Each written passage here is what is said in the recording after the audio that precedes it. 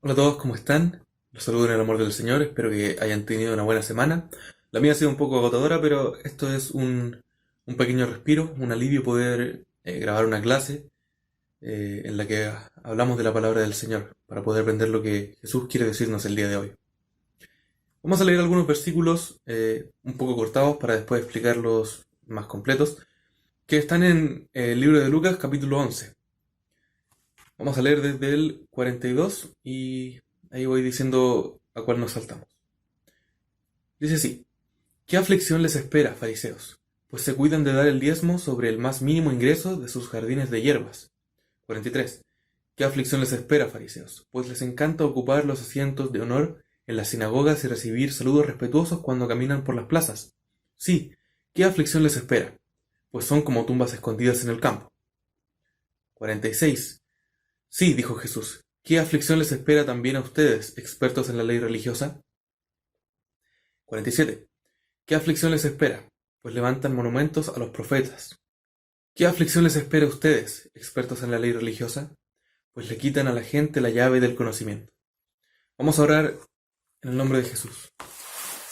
Señor mío, te doy muchas gracias porque tú eres bueno y misericordioso. Gracias porque no te reservas tu Espíritu Santo, Señor, sino que lo derramaste sobre nosotros cuando te aceptamos y nos das entendimiento sobre las palabras que dejaste en la Biblia. Espíritu Santo, te rogamos que abra nuestras mentes para poder entender lo que tú quieres hablarnos el día de hoy.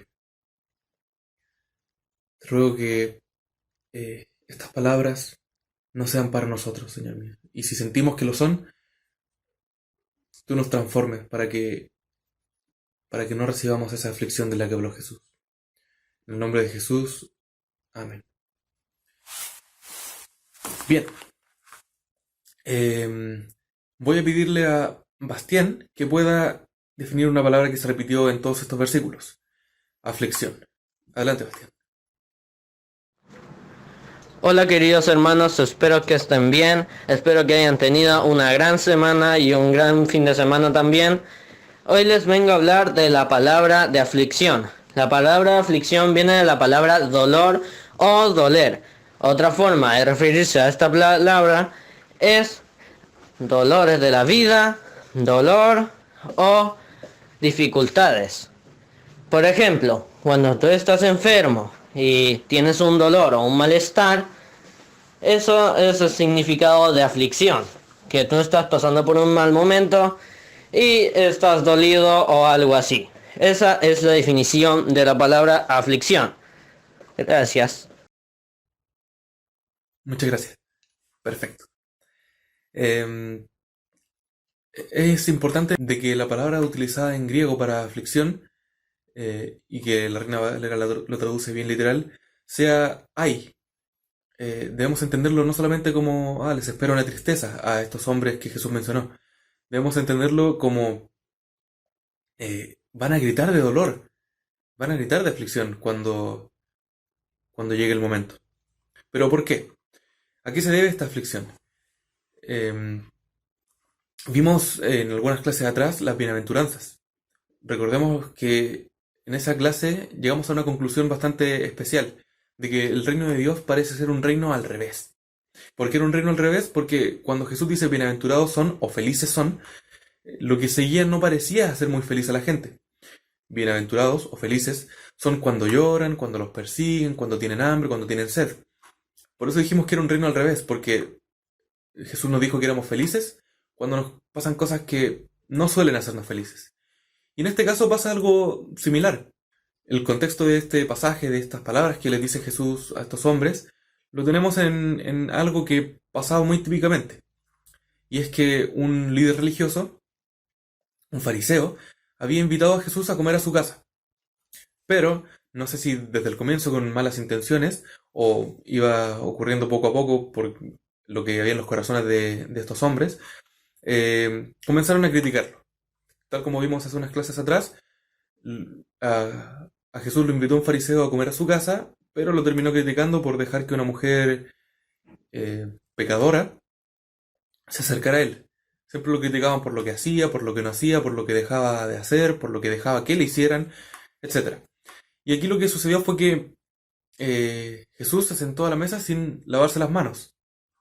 Esto no tiene que ver con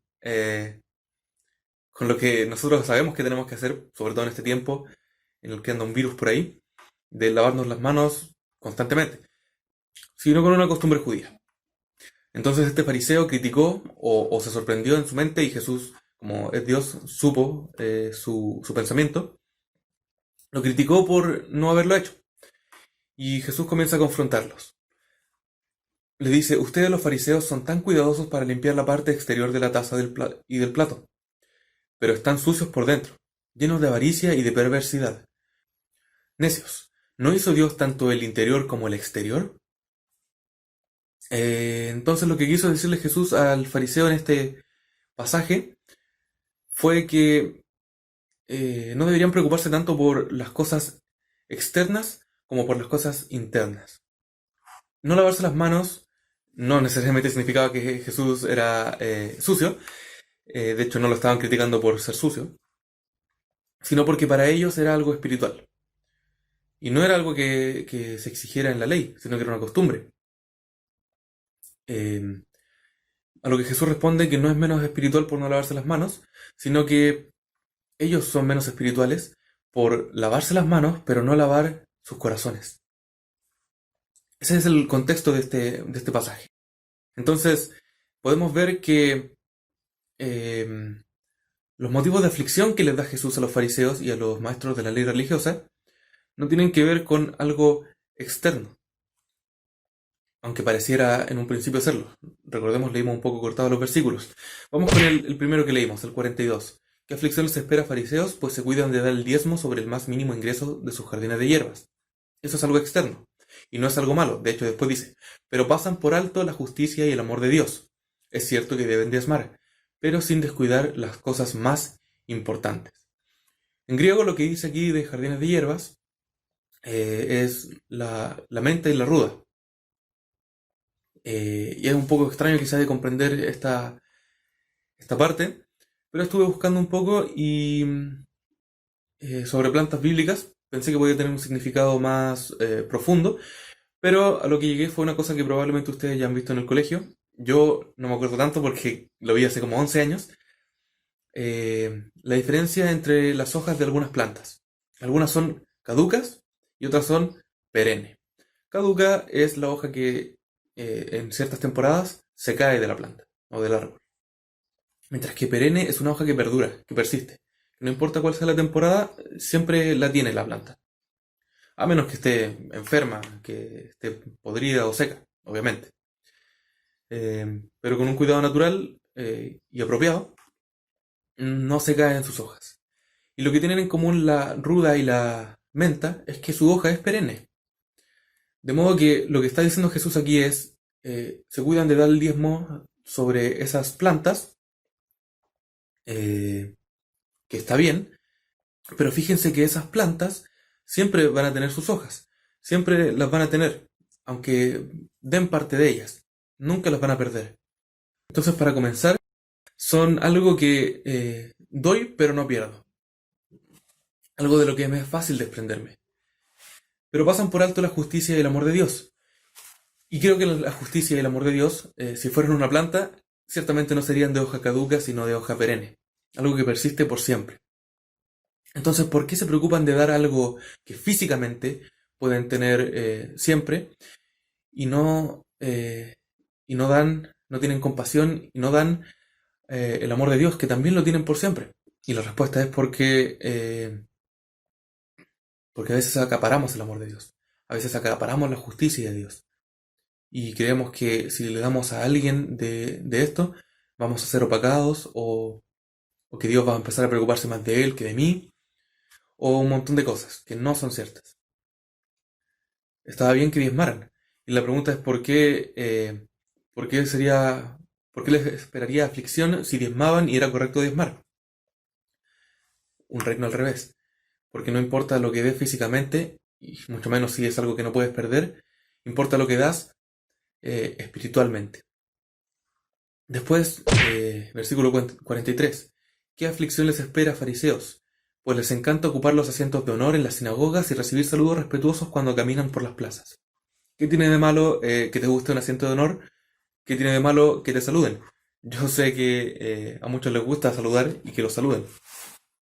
A mí, por ejemplo, me gusta mucho ver a mis amigos y darles la mano, darles un abrazo, darles un beso.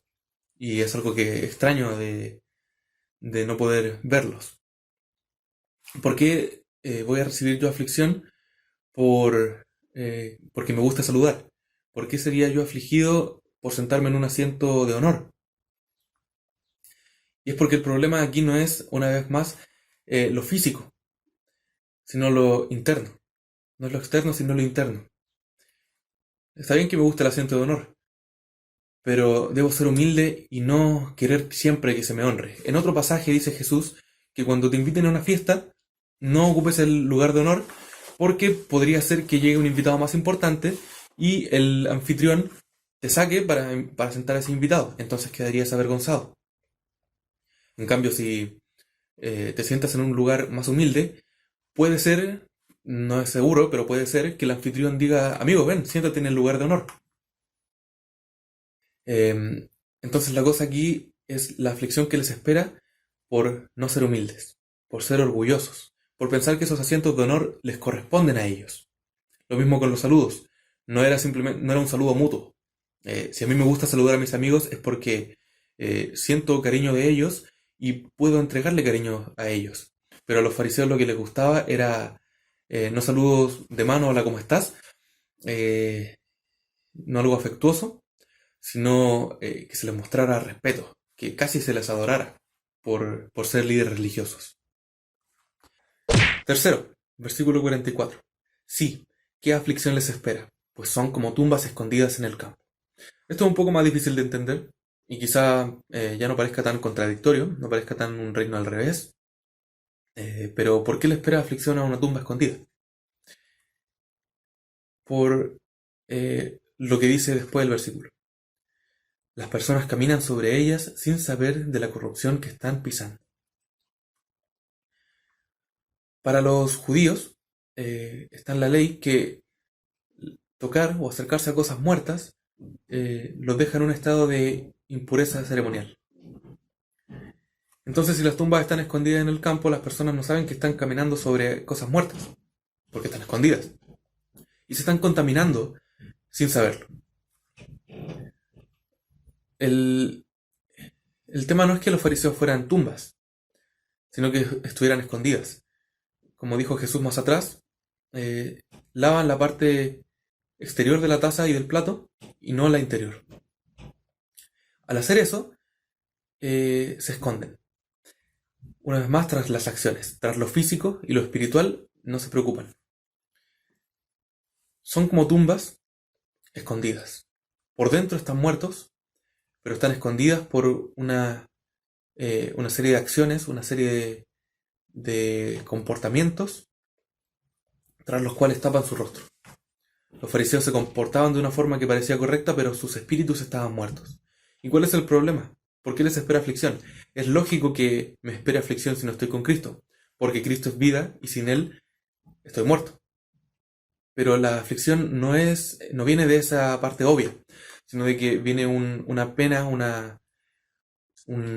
ay mucho mayor por las personas que caminan encima. Porque si yo no cuido mi vida espiritual, si simplemente me tapo en acciones, la gente se va a juntar conmigo. Gente cristiana, gente quizá nueva en la iglesia se va a juntar conmigo sin saber que soy una tumba, sin saber de cómo estoy en el espíritu, y se van a contaminar conmigo, pensando que están pasando por un lugar bueno, un lugar que no es impuro, que no está corrupto. Van a terminar contaminándose por lo que hay dentro de mí, aunque sea una tumba escondida, aunque me comporte de una forma hacia afuera. Si por dentro estoy mal, los voy a contaminar. Luego le habla Jesús a los a los expertos en la ley religiosa, porque se sintieron aludidos. Se sintieron aludidos por lo que Jesús estaba diciendo. Y efectivamente Jesús también les hablaba a ellos, no solamente a los fariseos, con lo que ya había dicho. ¿Qué aflicción les espera también a ustedes? Pues aplastan a la gente bajo el peso de exigencias religiosas insoportables y jamás mueven un dedo para aligerar la carga. ¿Por qué me va a esperar humanamente aflicción a mí por hacer cumplir la ley? Si la ley es buena, si la ley está instaurada para mantener el orden, ¿por qué me espera aflicción? Porque hacían los maestros de la ley religiosa que los demás no pudieran llevar la carga, que no se sintieran conformes, que, que no tuvieran esperanza, que pensaran que si no cumplían en lo más mínimo esas leyes, ese peso de la ley que le estaban poniendo encima, se iban a perder. Está bien hacer cumplir la ley, pero no agregar más exigencias, pero no agregar cosas imposibles de cumplir y quitarle la esperanza a la gente de que puede ser pura. Y eso es lo que pasa muchas veces hoy en día, que predicamos el Evangelio como si fuera una serie de restricciones. No hagas esto, no hagas aquello, no hagas esto otro. Y no se trata de eso. Mucho menos cuando esas restricciones que ponemos no se encuentran en la Biblia. Como por ejemplo, no te pongas esa polera negra. No escuches esta música. Cosas que eh, dependen de cada uno en realidad. De cómo se sienta espiritualmente cada uno con eso. Eh, Aplastamos a la gente, a los cristianos nuevos o a gente que quizá tenga un pequeño interés en ir a la iglesia. Los aplastamos con estas exigencias. Los aplastamos con restricciones. Y al final el cristianismo termina pareciendo más un libro de leyes que una vivencia personal con nuestro Salvador. ¿Qué aflicción les espera? Pues levantan monumentos a los profetas. Hasta ahí lo leímos hace rato. ¿Por qué me va a esperar aflicción por levantar monumentos a los profetas? Si ellos eran enviados por Dios, era algo bueno. ¿Por qué me espera aflicción por recordarlos? Por lo que dice después, que sus propios antepasados mataron tiempo atrás. Yo sé que la culpa por los pecados de los padres nos transmite a los hijos, y lo hemos estudiado en algunas clases de antes de la cuarentena. Y dice también ahora, durante la cuarentena. Y mucho menos iba a transmitirse la culpa de los antepasados de 1000 años atrás a los descendientes de 1000 años después. Entonces, ¿por qué Jesús dice que les espera aflicción a ellos? Una vez más, no por lo que hacían físicamente, sino por lo que había en sus espíritus. Porque ellos desconocían, y no que no supieran, sino que se hacían los desentendidos de lo que habían hecho con esos profetas. No obedecerlos. No los obedecieron y estos maestros de la ley ignoraban eso. Y ellos tampoco los estaban obedeciendo. Cientos de años después no los obedecían, sino que sus antepasados los mataron. Probablemente si hubieran vivido en ese tiempo, también los hubieran matado a ellos, como vemos más adelante que entregaron a Jesús, fariseos, maestros de la ley y otros. Por lo cual ustedes quedan como testigos que aprueban lo que hicieron sus antepasados. Eso es lo que acabo de decir. Quizá no lo hacían explícitamente, pero implícitamente estaban aprobando esa desobediencia de sus antepasados a los profetas y esos asesinatos a los profetas. Sexto y último, versículo 52. ¿Qué aflicción les espera a ustedes, expertos en la ley religiosa? Pues le quitan a la gente la llave del conocimiento. Esto obviamente no es algo bueno, pero ¿por qué me espera aflicción a mí por quitarle el conocimiento a otro y adquirirlo para mí, si el conocimiento es bueno? Por lo que dice después, ustedes mismos no entran al reino e impiden que otros entren.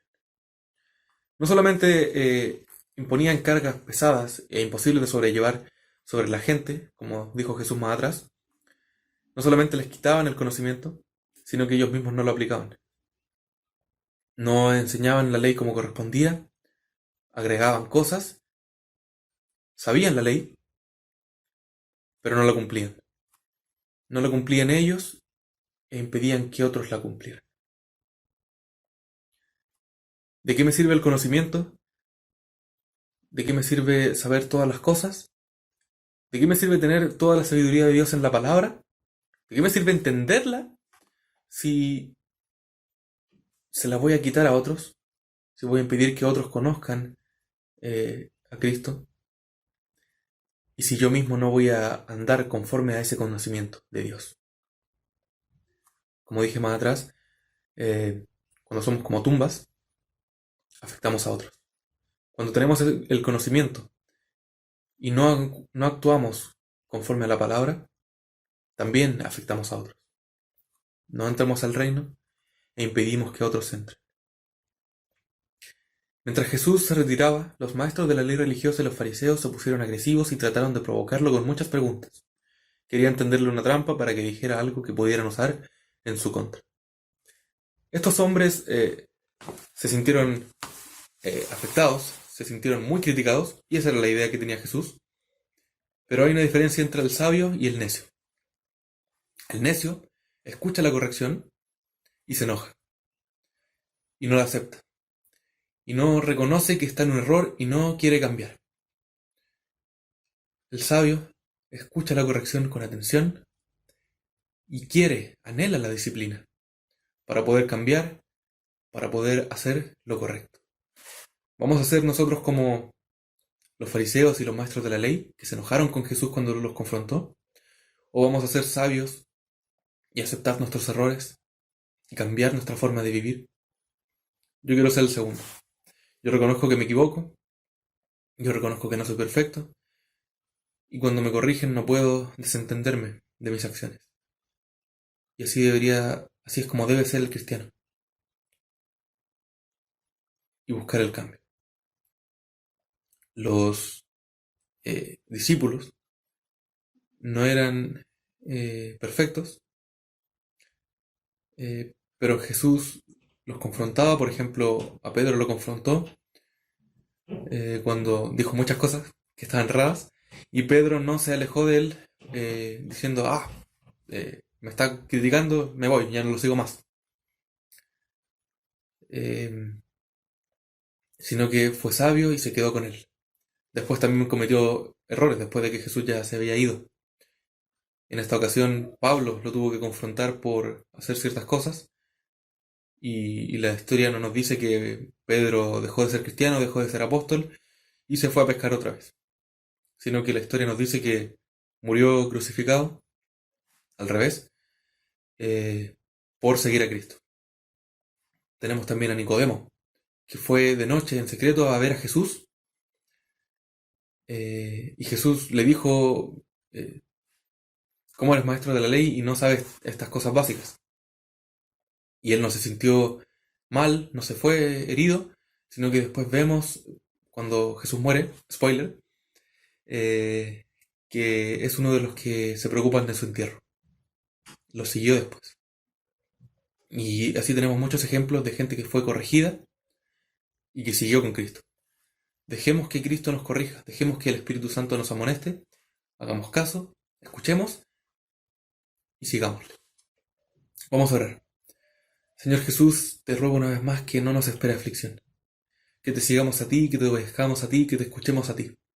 Porque mejor que el placer físico, al cual muchas veces le espera aflicción, es la tristeza humana, a la cual le espera bendición en ti. Preferimos esperar tristezas en el mundo por seguirte a ti, si eso significa que nuestro espíritu estará contento y que un día te veremos y te adoraremos por siempre.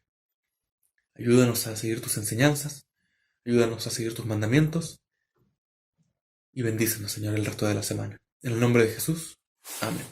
Nos vemos.